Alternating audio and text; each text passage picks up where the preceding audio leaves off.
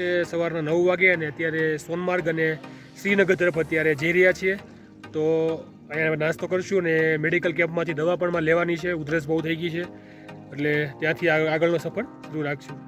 સમય થયો છે સવારે 10 વાગ્યાનો ને અત્યારે અમે બાલટાલથી શ્રીનગર તરફ જઈ રહ્યા છીએ.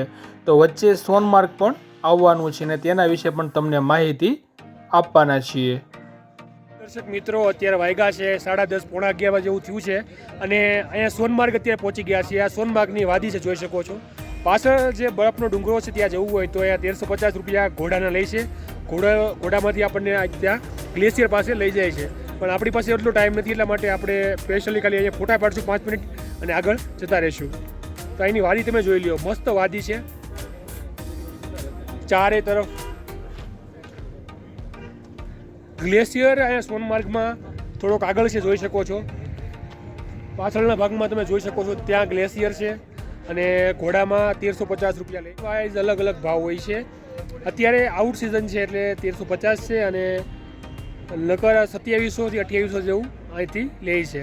અને એનો નજારો જોઈ શકો છો, બધી ગાડી અહીંયા સ્ટોપ કરે છે અને જે લોકોને ઘોડામાં જવું હોય તે પાછળ ગ્લેશિયર સુધી જાય છે અને ત્યાં બરફનો આનંદ માણે છે. પણ આપણે યાત્રામાં ખૂબ બરફની મજા માણી છે એટલા માટે આપણે ગ્લેશિયર તરફ જવાના નથી, ખોટો ટાઈમ બગાડવાનો નથી.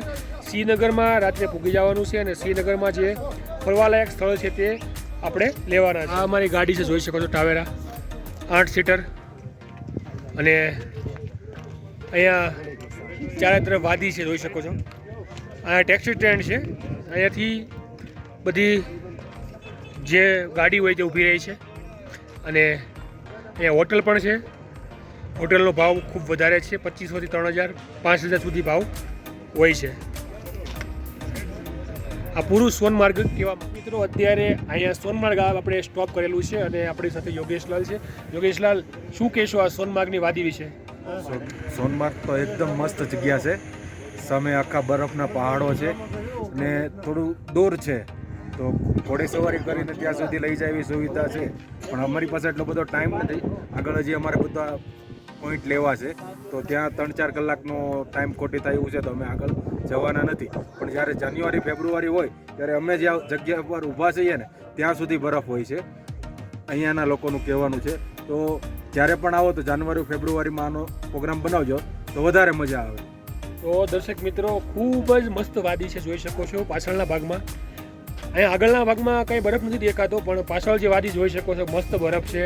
જે લોકોને ગ્લેશિયરનો આનંદ માણવો છે તે સ્પેશિયલી અહીંથી ઘોડામાં જાય છે. તો અમે અહીંયા 5 મિનિટ ખાલી ફોટા પાડશું અને નાનો વિડીયો ઉતારીને આગળ જે શ્રીનગરનો સફર છે તે શરૂ કરશું.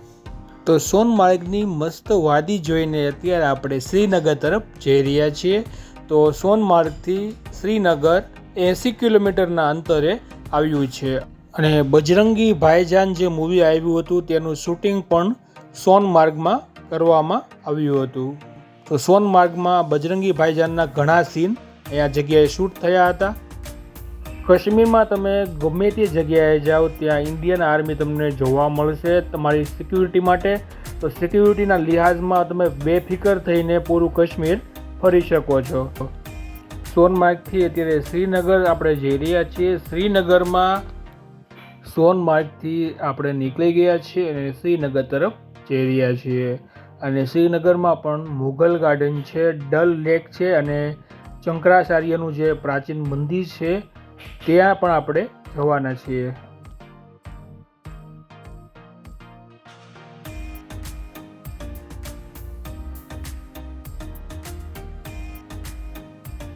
મિત્રો, કાશ્મીર જ્યારે આપણે ફરવા આવીએ અને સફરજનનું ઝાડ ને જોઈએ તેવું થોડું ચાલે. જોઈ શકો છો પાછળ આ સફરજનનું ઝાડ છે અને ત્યાં સફરજન આપણે જોઈશું કઈ રીતે સફરજન ઉગે છે. અંદર આપણે જઈ રહ્યા છીએ, જોઈ શકો છો. આ પોઈન્ટે બધી ગાડી જે ટૂરમાં હોય છે તે ઊભી રહી છે. અહીંયા બાગ છે ઢાળમાં, આપણે અંદર જઈ રહ્યા છીએ અને ઉપર જોઈ શકો છો આ સફરજન છે. લોકો કાચા સફરજન છે, અમુક પાકા છે. તમે અહીંથી લેવા હોય તો લઈ પણ શકો છો. અને આ બાગમાં જે પણ લોકો આવે છે તે ફોટો પાડે છે, વિડીયો પણ ઉતારે છે અને સફરજન તમારે જોવા હોય તો તમને બતાવી દઉં. આ નીચે જે પાકી ગયેલા સફરજન છે તે છે, અને આ સફરજન છે તે કાચા છે, જોઈ શકો છો. એક ઝાડમાં ઘણા સફરજન આવે છે, અને મેજોરિટી જે ટુરિસ્ટો આવે છે તેની માટે સ્પેશિયલ આ પોઈન્ટ બનાવવામાં આવ્યો છે કે સફરજનને જોઈ શકે.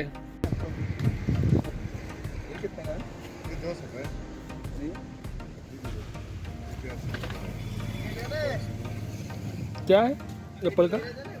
200 का है. पेटी हाँ. कितना पीस आएगा? इसमें 10. 20 भी होगा, 22 भी होगा. कच्चा है ना अभी? कच्चा नहीं पका है. पका हुआ है. हाँ, इसका कलर ऐसे ही रहता है, हरा रहता है. एक पेटी का कितना है? 200. 200. એક પેટીનું. દર્શક મિત્રો, અહીંયા સફરજન બહુ સસ્તા છે, જોઈ શકો છો કે 200 રૂપિયામાં તમને પેટી મળી જાય છે. 10 સફરજન મળી જાય છે પાકેલા, અને કાચા સફરજન જે છે તે અત્યારે ઝાડ ઉપર તમે જોઈ શકો છો.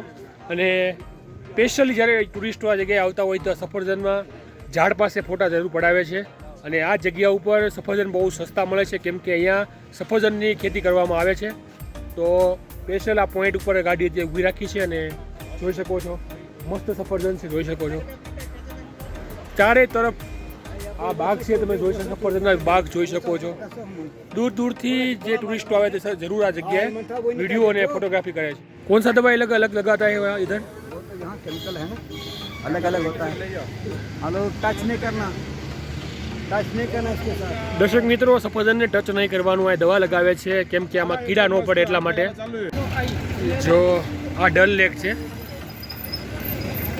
અને તેની સામેના ભાગમાં મુઘલ ગાર્ડન આવેલું છે, ત્યાં હમણાં આપણે એન્ટ્રી કરવાની છે.